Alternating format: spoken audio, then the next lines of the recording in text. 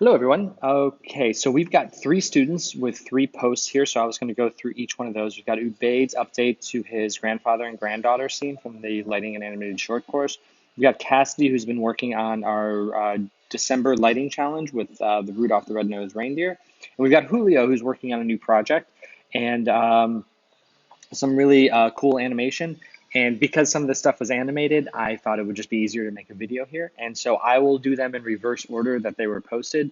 So Julio, I hope you're in a different time zone because you posted this at 2:29 a.m. So I hope you're not staying up too late working on this, but totally understandable if you are. Okay, so let's go through your project a little bit.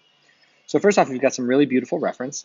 It seems like one of the things that I'm seeing out of these images on the left is you're really trying to create pockets of light in industrial spaces, right? Or like in this case, a hotel. So um, areas of light and shadow that your character can pass through. Um, Kind of similar thing that happened into the Spider-Verse here with some reflection. And again, this is where it's like similar to him breaking into the scene. We have your color key. And again, what I'm seeing out of this color key, again, pockets of light. If you look in the lower right-hand image, you see the guy standing in a circle of light there. Same thing with the image in the upper right-hand corner, him like seemingly skirting through these pockets of light. Really like the upper left one where you're seeing this bright red rim on his back and he's coming out of the darkness and entering into a space. You're like feeding up the stairwell. And so I think there's a lot of really great possibilities here. Now, when you go down, I'll skip through these. I'll probably come back to the still images, but I want to talk about the moving images that you've got created here. So one of the things about this one is we've kind of lost that rim light here at the beginning, um, where like he's just kind of uniformly lit, and we've lost that sensation of him walking into light from the darkness. Like one of the things that we've seen in the color key here, like wait, sorry, the color key here, like super dark in the foreground, walking up the path into the light. And in yours, it starts off pretty uniform. Lost it. Yeah, here we go. It starts off pretty uniform, and then it goes into darkness, and then that lights up. A couple things about the way this lights up. It doesn't light up to lead the path like the color key does. It lights up a little bit more uniformly again. It makes it seem like there's like this is obviously an industrial space, so you want to see uniform lighting because lighting is very utilitarian at this point. But for our purposes, I was wondering if it would be more beneficial if only this background light came on and it really focused the attention of us leading up the stairs. Um, and then we allowed this to go in the background. And the character lighting needs to feel much more rimmy on him in the beginning. Like right now, he looks like he's stepping into a lot of bright light, but it's all dark back there. So only light like kind of rimming him from behind. Something else I want to point out in this area is that we have we have a Z depth issue where there's a lot of stuff out of focus in the foreground, and then it goes as he goes back into the space. Like he should be out. He shouldn't be out of focus. So he should be in focus, and the level of focus around him should remain the same. So you can't have the area around him out of focus and him in focus. So, and this level of defocus that you have on this scene makes it feel a little bit like a miniature. So I would decrease that by quite a bit. Okay, so I would say start him off with hit him up with like. So you want to read light over dark. So make the beginning light in the foreground, darker in the background, pop that off, and pop a light on in the background that leads him up the stairs. Now, one of the things about the lights, I do like the way that this light is crawling his shadow up the stairs, but because it's a long fluorescent tube, that shadow would be softer. It's a little bit harsh. I do like I said, I do like the way that it's crawling up the stairs, but it's a little bit on the harsh side. Skipping over into, I want to talk about this shot for a second, this one. So one of the things, again, I really liked about the color key was that he was standing in this pool circle of light, and we've lost that. And like the other thing I really like are these kind of reds, like super red saturated colors, which is something else that you see from the Spider-Verse stuff. Like obviously super red saturated, super red saturated. When we get down to here, they get super muted. So I'd really like to feel up that punch a little bit more. You've got this detailed character, but it looks like the light's coming in from the side, not directly down upon him. We're also losing that circle of light around him. And then there's a lot of haze in there, which like there's this much haze on the railings, which are like 2 feet behind him. And I don't think that that's necessarily true. I think what you're trying to do is get the focus on the character. Instead of using haze, use darkness. Like just allow that, like there's no, like we don't need to see the stairs back there. They don't matter. So go ahead and darken back there, create that pocket of light, really get those red saturated colors value. And I know what you're doing by trying to get some more shaping on the character this way, but in some instances, when they're looking directly at a light source, and that's part of the story, we got to kind of light them a little more frontally. Same thing here. Is the right one? No, this one.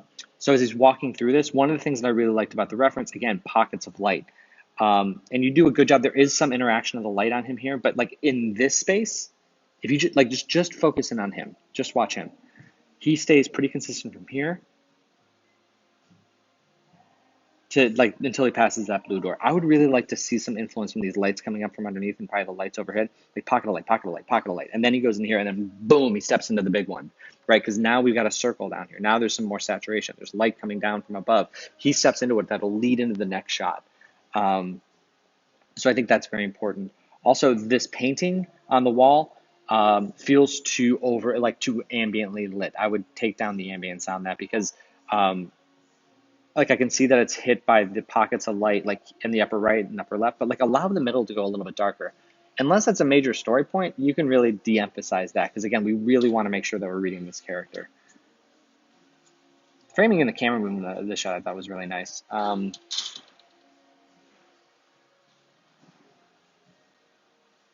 Yeah. Yeah, so that would be my major points on those. So I think that's enough to work on right now. If you have any questions about that, let me know.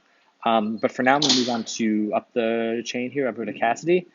Cassidy, I wrote this, but again, I'm really sorry that it sounds like you had some emergencies that you had to deal with. So I hope that's all settled for you.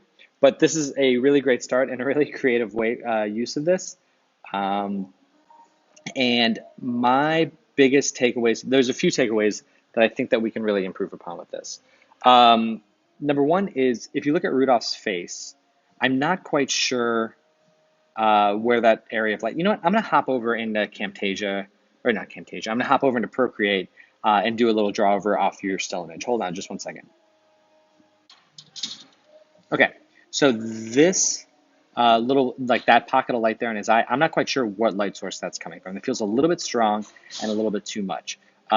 His nose, I can see some of the surroundings, but I need to feel more glow from the nose itself, and I need to feel that it's illuminating out. These shadows coming in from the side and around over there are a little bit too sharp because as light passes through a window, it does get diffused, so the shadows are going to be softened up a little bit.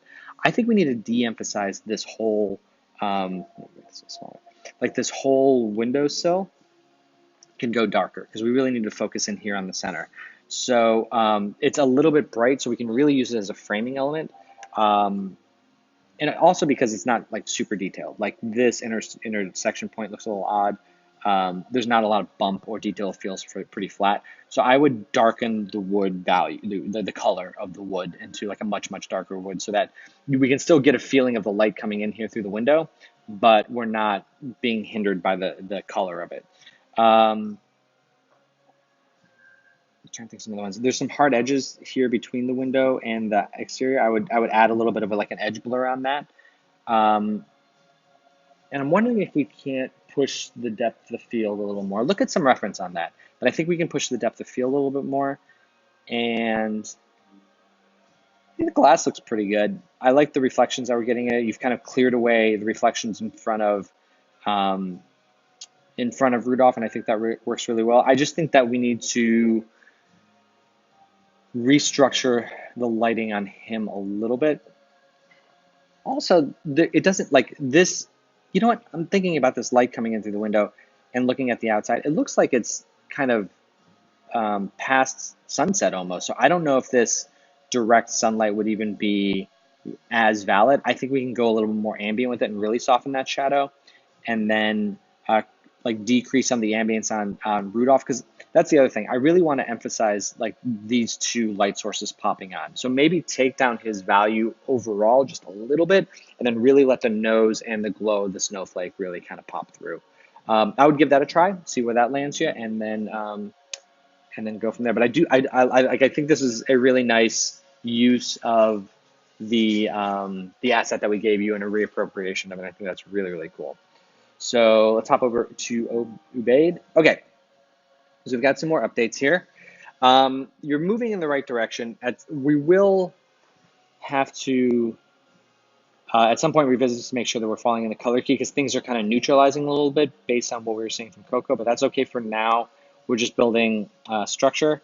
And just want to point out a few things I'm seeing. Again, still seeing some uh, like shadows or possibly reflections. I'm not quite sure 100% which of those are, but I'm seeing like the ghost of a plant back there.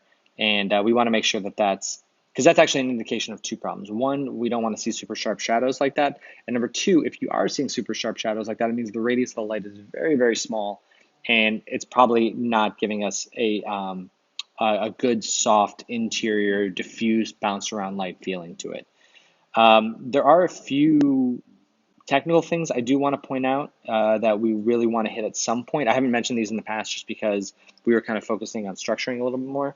Um, a few things. One, like her eye right there is getting too bright. He's got a super dark spot in his eye back there, so make sure we're getting that taken care of. Um,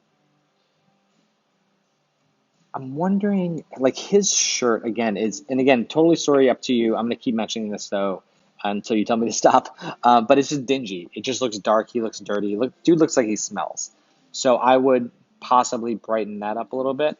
Um, and now we're at the point now where I think you've got your lights in a pretty good spot. Things are functioning pretty well. If there's some sort of light source coming here, we can see that there's the key on this side and key on this side. We're getting some good fill values in there.